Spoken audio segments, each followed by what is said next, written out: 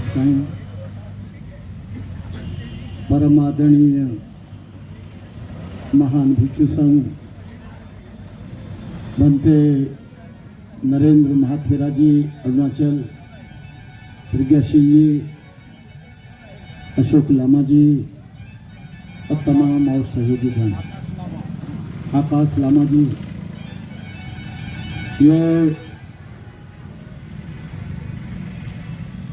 कोई मैं लंबा चौड़ा प्रवचन नहीं करूंगा, क्योंकि प्रवचन करने के लिए तो मेरे आयुष्मान करुणाशील जी को सारी जिम्मेदारी दे दी है। वो एक बार बोलें, 2 बार बोलें, 4 बार बोलें, 10 बार बोलें, और वो अच्छा बोलते हैं, क्योंकि उनको अभ्यास है एक लंबे समय से वो टीचिंग का काम कर रहे हैं भिक्षुओं का। मेरे पास वो उतना अनुभव, उतना ज्ञान, उतनी वो नहीं है। मैं आपको बता दूं, अभी भीमा आर्मी के बिहार प्रदेश के संगठन मंत्री डीएम से मिलकर आ रहे हैं। डीएम ने कहा कि पहले तुम बौद्ध लोग तो एक हो जाओ। डीएम ने कहा है कि मेरे पास 20 प्रतिवेदन आए हैं जो अलग अलग तरह से अपना अपना मेमोरेंडम दे रहे हैं। ये एक दुखद विषय है। हमारा लक्ष्य केवल महाबोधि महाविहार को मुक्त कराने का है, और उन लोगों को एक झंडे के नीचे, एक आंदोलन के नीचे, एक नेतृत्व के नीचे आना चाहिए।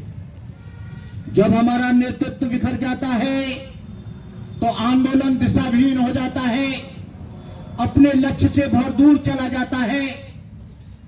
हम संगठन नहीं बना सकते, आंदोलन नहीं चला सकते। ये जीवर पहनकर जो लोग इस संगठन को विघटित करने की बात कर रहे हैं, मुझे लोग कहते हैं कि आलोचना नहीं करनी चाहिए। कबीर ने आलोचना की, बुद्ध ने आलोचना की।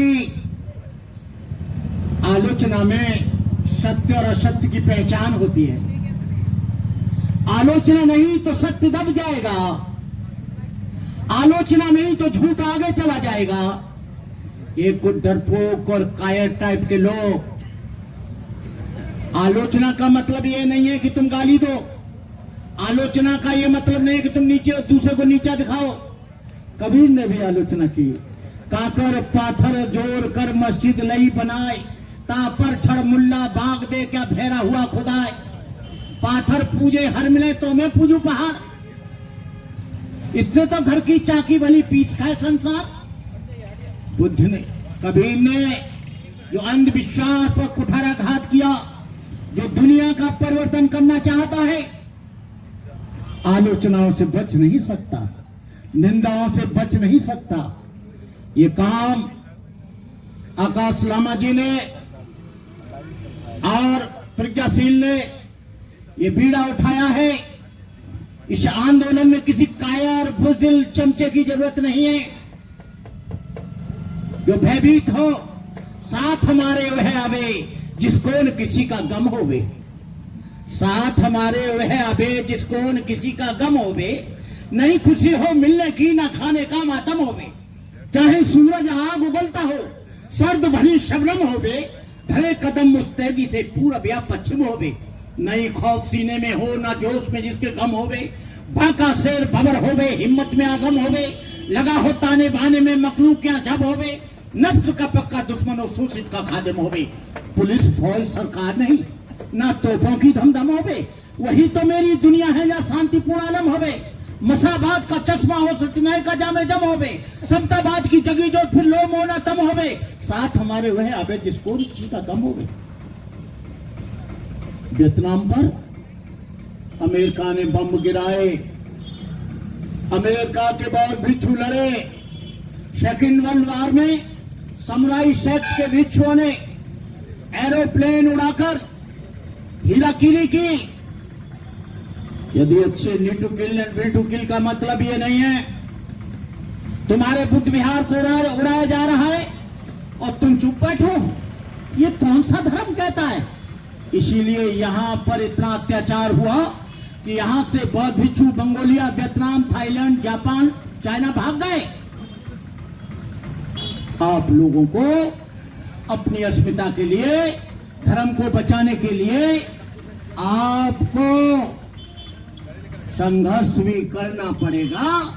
यदि हम अपने बुद्ध गया के मंदिर को बचाने की बात करते हैं, तुमको सीधे साधे बैठकर यहाँ कोई मंदिर वंदिर ये देंगे नहीं।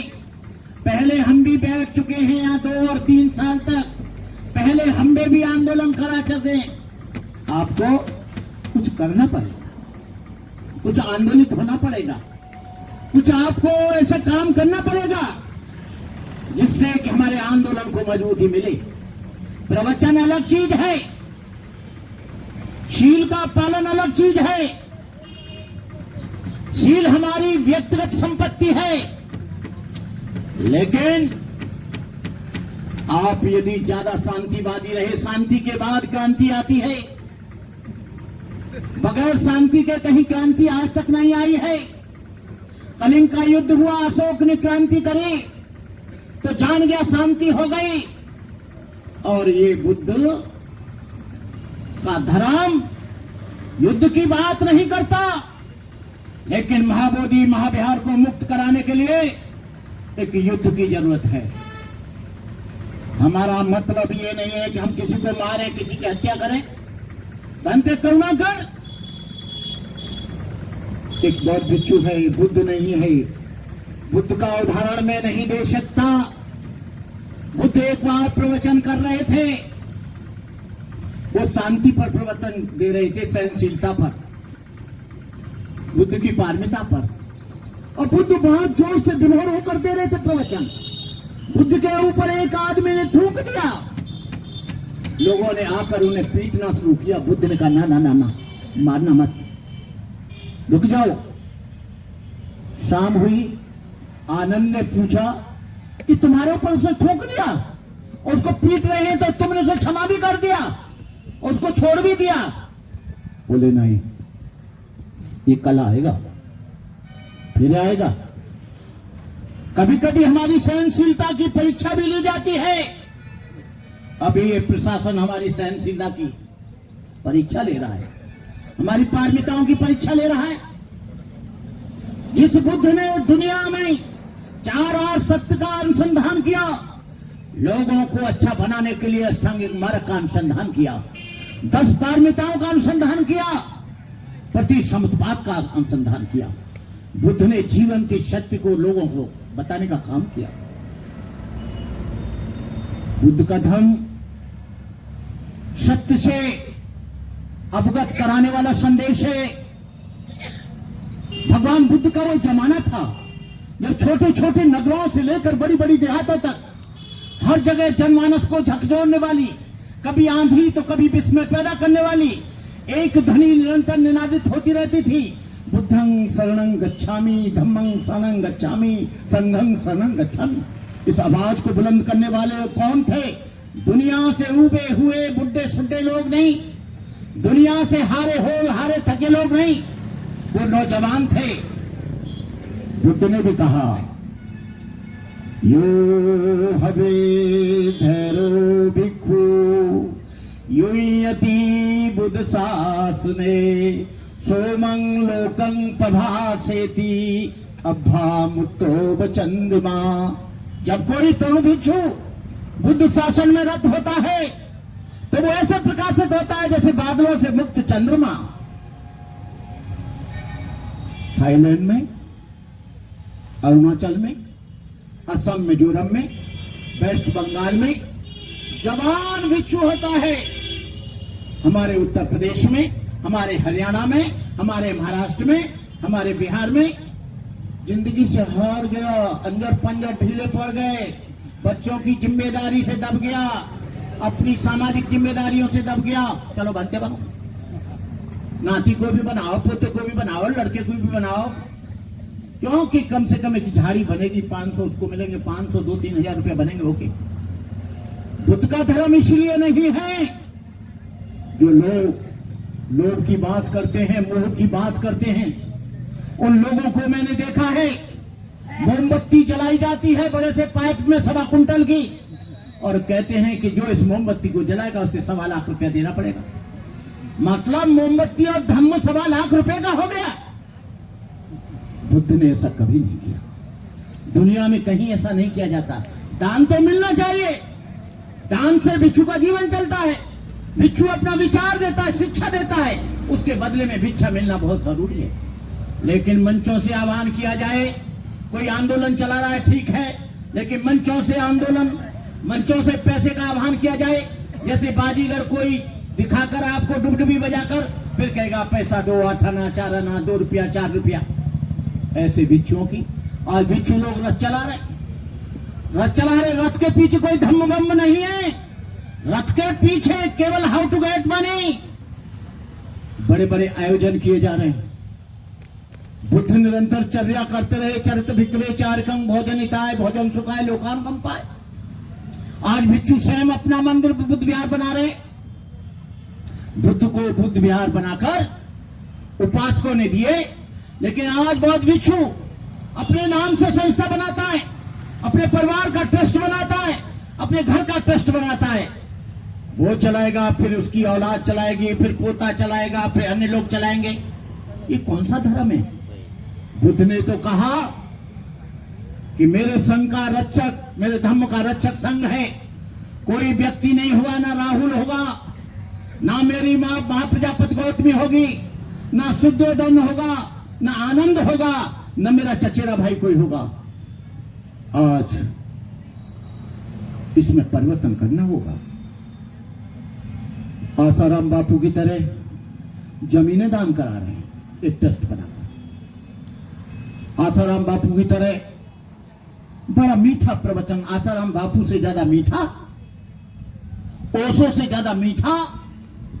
ओशो एक प्रकांड विद्वान था, लेकिन वो बुद्ध की तरह दुनिया में स्थापित नहीं हो पाए। बुद्ध थे। कोई आदमी ये सोचे कि मैं बुद्ध की तरह स्थापित हो जाऊं, बुद्ध ने त्याग किया था। वो अरहत से सम्यक सम्बुद्ध थे, राग द्वेष मोह से निलिप्त थे। मैं तो कभी बुद्ध नहीं बन सकता, और मैं कभी बनते करुणाकर लोभ और मोह क्रोध से भी आगे नहीं जा सकता। जन्म मिले ना मिले, निर्वाण मिले ना मिले, क्योंकि मैं उसको जीतने में असमर्थ हूं। लोभ में भी चल रहे हैं, मोह में भी चल रहे हैं, क्रोध में भी चल रहे हैं, ईर्ष्या में भी चल रहे हैं, वैनस्ता में भी चल रहे हैं, फिर भी कह रहे हैं लोभ मत करो, मोह मत करो, क्रोध मत करो, बच्चों से अलग रहो। सारे परिवार को ढोकर चल रहे हैं। ऐसे लोगों से, वो खतरनाक लोग हैं, ऐसे लोगों से सावधान रहना, जान जाना। जब उनका नंगा पिटारा खुलता है तो वो पहले भारत में रहेंगे, भारत में खुल गया, जापान में चले जाएंगे, जापान में खुल गया, वो वियतनाम में चले जाएंगे, वियतनाम में खुला, कहीं अन्य चले जाएंगे। कहां तक भागोगे? नंगे होते जाओगे, लाइन की पटरी 2 किलोमीटर जमाओगे, 4 मीटर उखड़ जाएगी, क्योंकि तुम्हारे कर्म कभी छुपता नहीं है, चाहे भंते करुणाकर का हो।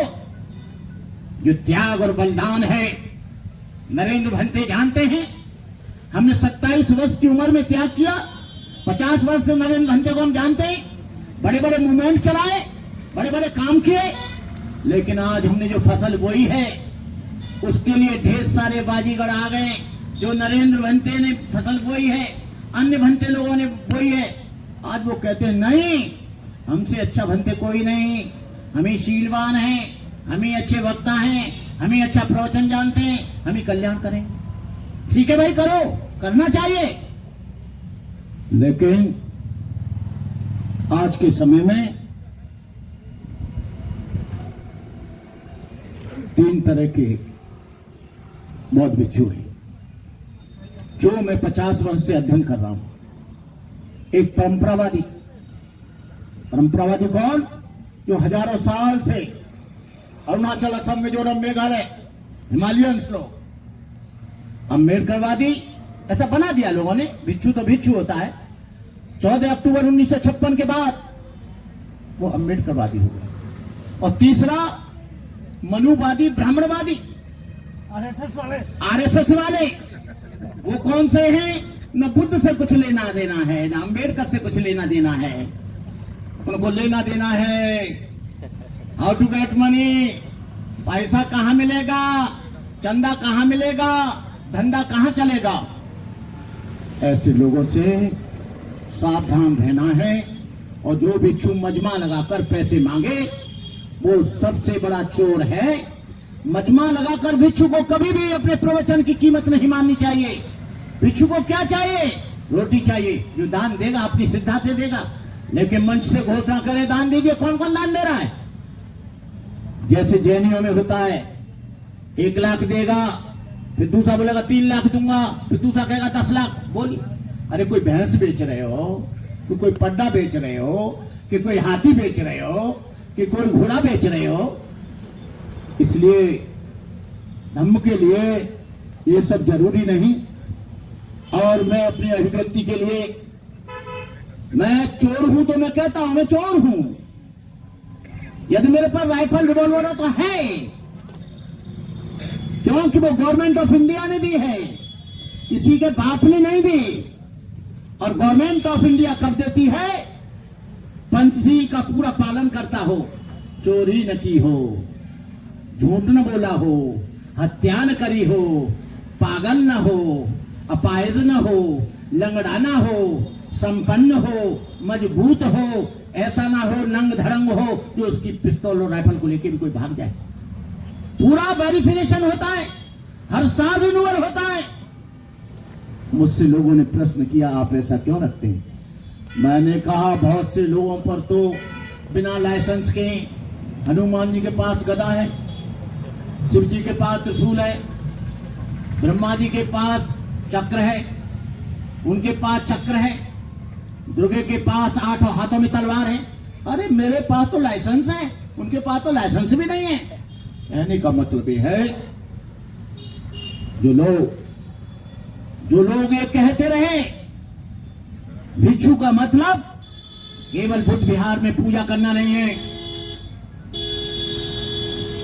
बुद्ध के धर्म में संकल्प के लिए तो स्थान है, पूजा के लिए कोई स्थान नहीं। संकल्प, भगवान बुद्ध का धर्म याचना का धर्म नहीं है, प्रार्थना का धर्म नहीं है। हे भगवान बुद्ध तू मेरे बच्चे को पास कर देना, हे भगवान बुद्ध तू मेरे को माल दे देना, दूसरे पे गाड़ी है मुझे गाड़ी दे देना। बुद्ध कहते हैं ताहे तनोदपो भवत ताहे तनो ना तो कोई ना तो पड़ोसिया, तुम अपने दीपक आप हो। मेहनत करोगे तो आगे जाओगे, दौड़ोगे तो मंजिल पर पहुंचोगे, व्यापार करोगे तो पैसा आएगा। और तुम्हारा बच्चा यदि पढ़ने में अच्छा है तो जरूर पास होगा। भगवान बुद्ध का धर्म श्रम का धर्म है, भगवान बुद्ध का धर्म बुद्धि का धर्म है, भगवान बुद्ध का धर्म कर्म का धर्म है, भगवान बुद्ध का धर्म शील का धर्म है, भगवान बुद्ध का धर्म आचरण का धर्म है, भगवान बुद्ध का धर्म त्याग का धर्म है, भगवान बुद्ध का धर्म करुणा और मैत्री का धर्म है। जो इस पर चलते हैं उनका जीवन सफल होता है। इन्हीं शब्दों के साथ मैं आकाश लामा जी को, मैं 3 दिन के प्रवास पर यहाँ आया हूँ और मैं ये कोशिश करूँगा कि बुद्ध पूर्णिमा से पहले हमारे सारे संगठन एक हो जाएं और बुद्ध पूर्णिमा के दिन हम दुनिया के लोगों को दिखा दें कि सारा भारतवर्ष का बौद्ध एक है। और जो मेरी बात नहीं मानेगा तो मैं उससे कुश्ती करूंगा पूरी तरह से। जैसे मुर्गा लड़ता है ना, चोंच मार मार के लड़ूंगा, पीछे हटूंगा नहीं, चाहे मैं घायल हो जाऊं, मैं चिंता नहीं करता। एक मुर्गा है मेरा दोस्त, उससे पहले लड़ूंगा। और मैंने कह भी दिया है कि भाई सब लोग एक हो जाओ। बुद्ध पूर्णिमा के दिन एक शक्ति दिखाई देनी चाहिए, बुद्ध पूर्णिमा के दिन एक ही संगठन दिखाई देना चाहिए, बुद्ध पूर्णिमा के दिन एक ही मेमोरेंडम दिखाई देना चाहिए, जिससे हम लोग इस महाबोधि महाविहार को मुक्त करा सकें। और लामा जी, ये आंदोलन सारे भारत सारी दुनिया के बौद्धों का है।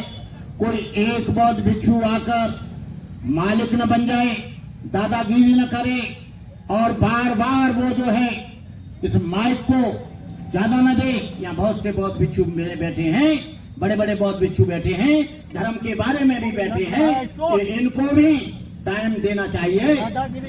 ये यहाँ दादागिरी किसी की नहीं चलेगी और ये भूल जाएं तो हम लोग इन्हीं शब्दों के साथ अपनी बात समाप्त करते हैं। आकाश लामा जिंदाबाद, जिंदाबाद, जिंदाबाद।